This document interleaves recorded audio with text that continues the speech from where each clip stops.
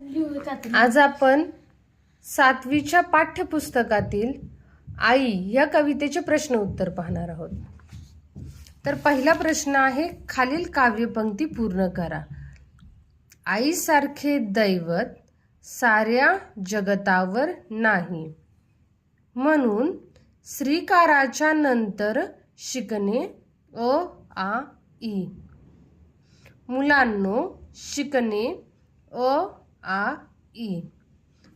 आता दुसरा प्रश्न आहे, कौसल्येविन रामन झाला, देवकी पोटी कृष्ण जन्मला, शिवरायांचे चरित्र घडवी माय जिजाबाई। आता दुसरा प्रश्न आहे, कोणते लिहा। तिच्यासारखे दुसरे दैवत नाही, अशी ती कोण आहे? आई। रामाची माता कोण होती? कौसल्या। देवकी पुत्र कोण आहे? कृष्ण। जिजाबाईचा पुत्र कोण आहे? शिवराय। आता तिसरा प्रश्न, चुकी बरोबर ते लिहा। मुले प्रथम क ख ग शिकतात, चूक।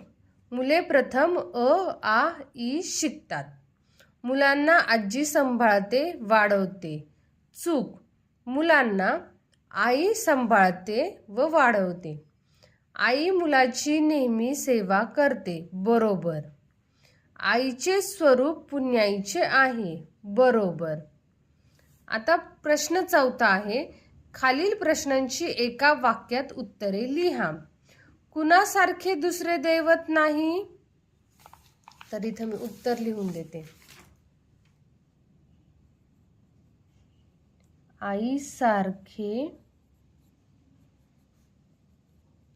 दुसरे दैवत नाही। नेक्स्ट, अ आ ई पूर्वी मुले काय शिकतात? तर पूर्ण वाक्यात उत्तर लिहायचे।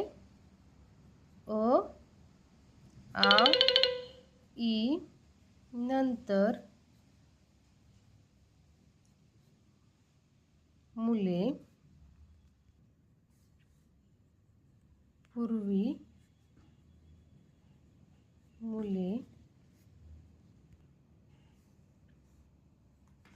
श्रीकार शिकतात। नेक्स्ट, शिवरायांचे चरित्र कोणी घडवले? उत्तर आहे जिजाबाई, पण पूर्ण वाक्यात लिहायचं। शिवरायांचे चरित्र जिजाबाईंनी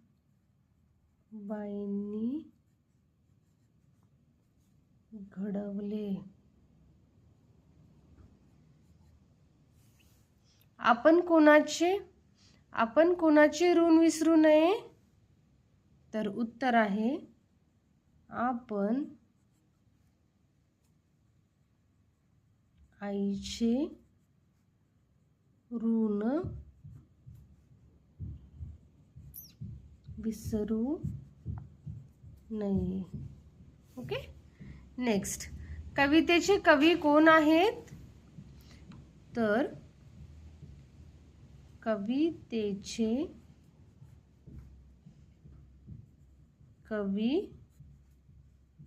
ग दि माडगूळकर आहेत।